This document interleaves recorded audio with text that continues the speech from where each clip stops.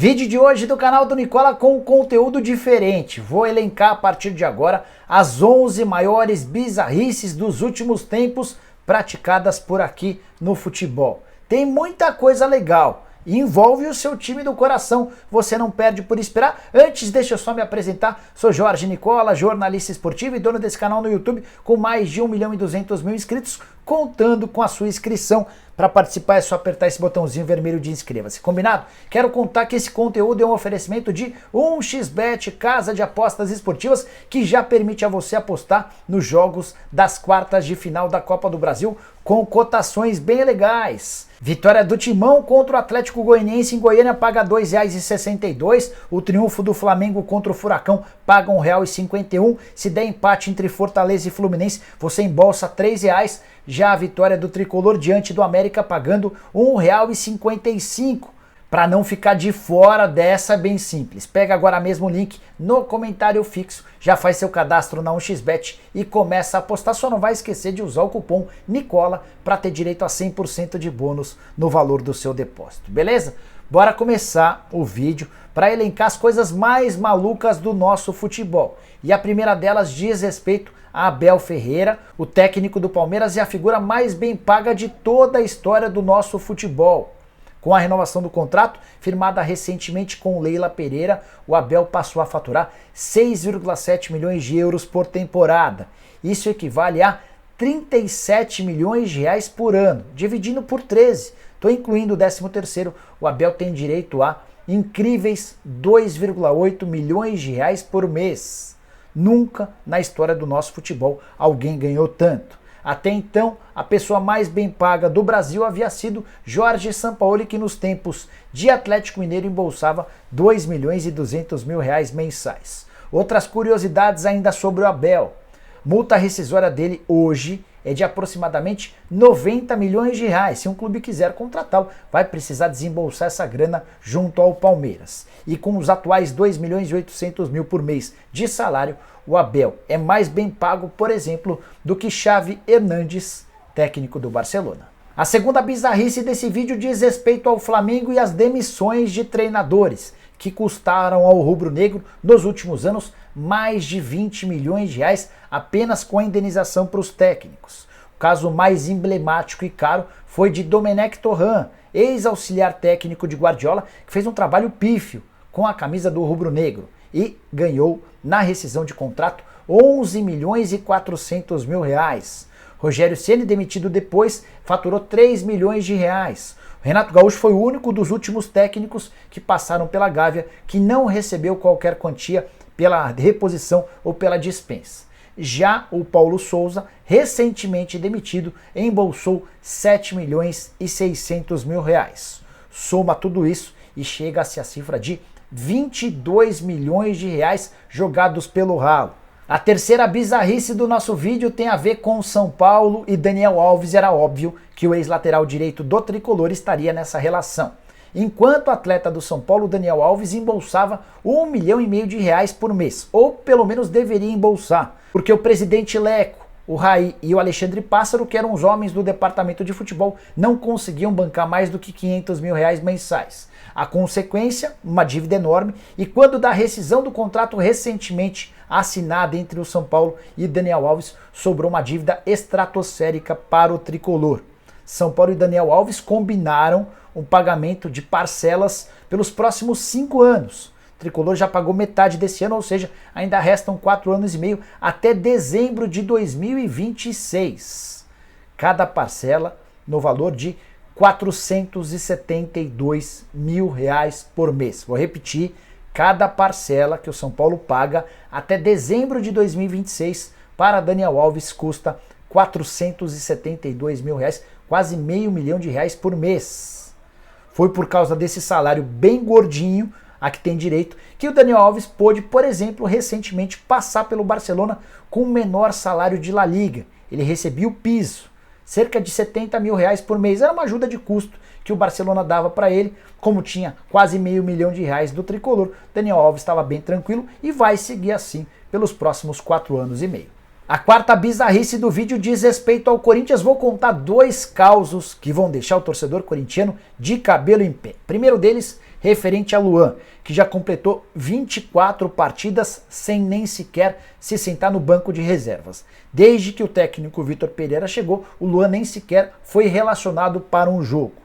Pois saibam que o Corinthians desembolsou por apenas 50% dos direitos econômicos do Luan a bagatela de 29 milhões de reais. Não bastasse isso, e o Luan ainda tem direito a um salário de 800 mil reais por mês num contrato que só termina em dezembro de 2023. De longe, o pior negócio da década no Timão. Para completar toda essa confusão, o Corinthians está louco para se livrar do Luan e topa propostas das mais diversas. Só que o único interessado desde o início do ano foi o Sport, que o queria por empréstimo com uma enorme ajuda salarial. O Sport estava disposto a pagar só 200 mil reais por mês e o Corinthians seria obrigado a completar outros 600 mil. O Corinthians concordou, mas na hora H o Luan disse que não toparia deixar o Timão. Antes de mudar de assunto, só mais uma sobre o Corinthians. A Tausa seria patrocinadora do Corinthians. A Tausa é uma empresa do agronegócio e prometeu 18 milhões de reais que seriam úteis para o pagamento dos salários do Paulinho, que embolsa 1 milhão e 300 mil reais por mês. Acontece que a Tausa não pagou nenhuma parcela, esse processo inclusive já foi parar na justiça e para completar de vez, o Paulinho acabou se machucando e só volta a jogar em 2023. Bora para a quinta bizarrice, essa positiva, que envolve o Cruzeiro, líder absoluto da Série B, enorme folga em relação aos concorrentes, campeão do primeiro turno e candidatíssimo a campeão da Série B de 2022, com a melhor campanha da história da segunda divisão. E o curioso é que o Cruzeiro tem conseguido fazer tudo isso com uma folha salarial muito inferior aos dos 2 primeiros anos na segunda divisão. Você vai lembrar que o Cruzeiro já havia jogado em 2020 e em 2021 a segundona. Em 2020 a folha girava na casa dos 5 milhões e meio de reais. Em determinado momento do ano ela quase bateu 6 milhões de reais. No ano seguinte, em 2021, a folha caiu para algo na casa dos 4 milhões a 4 milhões e meio de reais, sempre valores por mês. Na atual temporada, o Cruzeiro inicia a segunda divisão com 2 milhões e 700 mil reais de folha por mês. Nesse momento, com os últimos reforços, as chegadas do Marquinhos Cipriano, do Luiz Felipe e também do Bruno Rodrigues, a folha do Cruzeiro gira na casa dos 3 milhões de reais. Mesmo com cifras muito inferiores, o Cruzeiro arrasa na segunda divisão, enquanto nas 2 temporadas anteriores a Raposa não conseguiu nem sequer ficar uma única rodada no G4, o grupo dos 4 primeiros colocados. Bizarrice número 6 envolve Oscar, que é alvo de Corinthians, Flamengo, Internacional, entre outros. Jogador que está no Xangai Port, antigo Xangai SIPG. Quero contar para vocês que o Oscar é o segundo atleta brasileiro em atividade com maior fortuna, só atrás do Neymar. Aí você deve estar se perguntando, Nicola, você enlouqueceu? Tem Thiago Silva, Marcelo, Casemiro, vários outros atletas brasileiros de seleção que atuam há bastante tempo na Europa e que certamente ganham mais do que o Oscar, certo? Errado. O Oscar ganha desde 2017 21 milhões de euros por temporada. Com um detalhezinho importante, essa cifra é livre de impostos, ou seja, o Oscar tem direito por ano a 116 milhões de reais sem qualquer tributação. Dividindo por 12, até porque na China são 12 salários por ano, ele fatura cerca de 9 milhões e 600 mil reais por mês. Um patrimônio estimado, depois de toda a carreira consolidada, de algo na casa de 1 bilhão de reais. O mais legal é que o Oscar é absolutamente low profile, não gosta de ficar se exibindo, demonstrando posses, dos caras mais tranquilos, mas tem todo o dinheiro do mundo a ponto de se dar ao luxo de eventualmente fechar com um clube brasileiro, tendo de abrir mão de bastante dinheiro. O que se especula é que para jogar no Flamengo ele vai precisar deixar de faturar por mês 8 milhões de reais. Pouco para quem tem 1 bilhão de reais na conta. Bora para bizarrice número 7 e o alvo em questão é o Santos, que chegou a ter recentemente, ainda durante a gestão Andrés Rueda, o pagamento para 7 técnicos diferentes. Não que o Santos tenha tido em algum momento 7 técnicos simultâneos, é que antigas gestões não fizeram os pagamentos dos salários dos técnicos que foram à justiça e aí acabou sobrando para Andrés Rueda. Esse caos dos 7 técnicos simultâneos contou com Oswaldo de Oliveira, treinador em 2014, Enderson Moreira, de 2014 a 2015. Dorival Júnior, técnico de 2015 a 2017. Levir Coupe, treinador em 2017. Sampaoli em 2019. Detalhe que a rescisão do Sampaoli, que poderia chegar a 11 milhões de reais, caiu para 5 milhões depois de um acordo. A lista também incluía Gesualdo Ferreira, técnico português que passou pelo Peixe em 2020, ficou só 6 meses e saiu com uma rescisão de 8 milhões de reais, além de Fernando Diniz, para completar a lista dos 7. Ariel Holan e Cuca já tiveram suas quitações cumpridas. Nesse momento, o Santos não tem mais 7 treinadores na sua folha de pagamento. São 4, incluindo o Fabian Bustos, que acaba de ser demitido. A oitava bizarrice está mais por uma coisa muito inusitada e curiosa, e envolve o Palmeiras. A presidente Leila Pereira acaba de construir uma dívida com a presidente Leila Pereira. Você não entendeu nada, né? Vou explicar. Você sabe que a Leila é presidente do Palmeiras e é também a dona da Crefisa. Palmeiras e Crefisa são parceiros há bastante tempo e, alguns anos atrás, a Crefisa fez empréstimos para que o Verdão pudesse comprar uma série de jogadores. A dívida hoje do Palmeiras para com a empresa gira na casa dos 120 milhões de reais e, recentemente, o Daverson deixou o Verdão em fim de contrato. Era um dos atletas que haviam sido contratados do futebol espanhol com a ajuda da empresária. 18 milhões de reais na época, com juros e correção monetária, a dívida alviverde em relação ao Daverson gira na casa dos 22 milhões de reais e o Palmeiras tem 2 anos para devolver esse dinheiro para a Crefisa.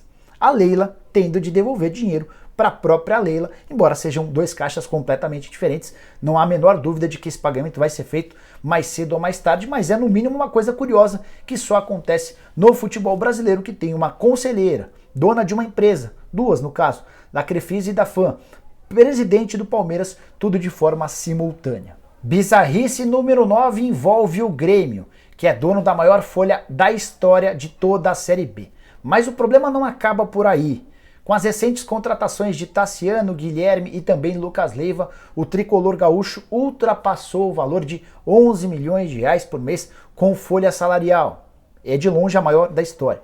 Mas na comparação com os outros times da Série B, aí a coisa fica absolutamente maluca.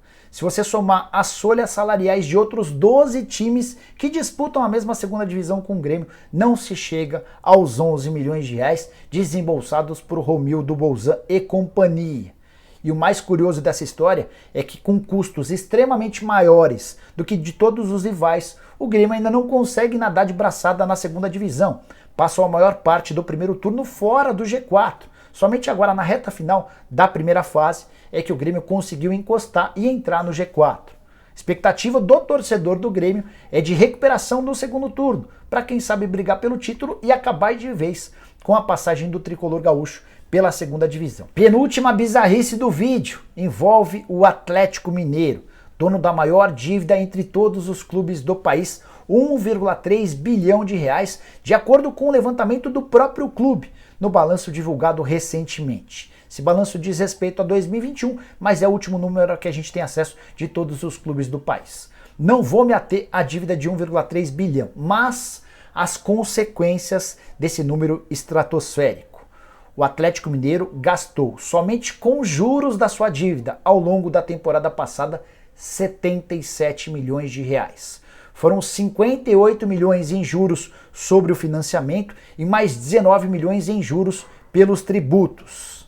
Você pega os 77 milhões e divide por 12, para saber quanto o Atlético desembolsa somente com juros da sua dívida e chega a um incrível número de 6,4 milhões de reais que são jogados pelo ralo todo mês. Com esses 6 milhões e 400 mil que sobrariam, o Atlético poderia, por exemplo, pagar com folga os salários de Cavani, Suárez ou Di Maria. 11ª e última bizarrice, essa é de deixar o queixo cair. André Cury, um dos principais empresários do futebol brasileiro, garante ter mais de 180 milhões de reais a receber de clubes brasileiros. Você não ouviu errado. O André Cury me assegurou que tem mais de 180 milhões de reais em dívidas de clubes para com ele. Boa parte dessas dívidas atreladas a comissões não pagas, mas tem também alguns empréstimos. A maior dívida em relação ao André Cury vem do Galo. O Atlético Mineiro deve algo na casa dos 65 milhões de reais. São Paulo não fica muito atrás. algo na casa dos 40 milhões de reais, mesmas cifras do Internacional. Tem vários outros clubes. Daria para encher mais de 2 mãos de times que devem ao André Cury. E olha que o André Cury nem é dono da maior carteira entre os empresários de futebol no Brasil. Cara que trabalhou durante muito tempo como observador do Barcelona na América do Sul, levou vários atletas daqui para o Barcelona, além de ter feito uma série de outras negociações e intermediações. Bom, pessoal, eram todas essas as maluquices, bizarrices que eu queria dividir com vocês. Espero que tenham curtido o vídeo e deixem like por aqui. Quem ainda não se inscreveu, aperta esse botãozinho vermelho de inscreva-se. A gente está sempre por aqui para deixar você super bem informado, beleza? Abraço, tchau!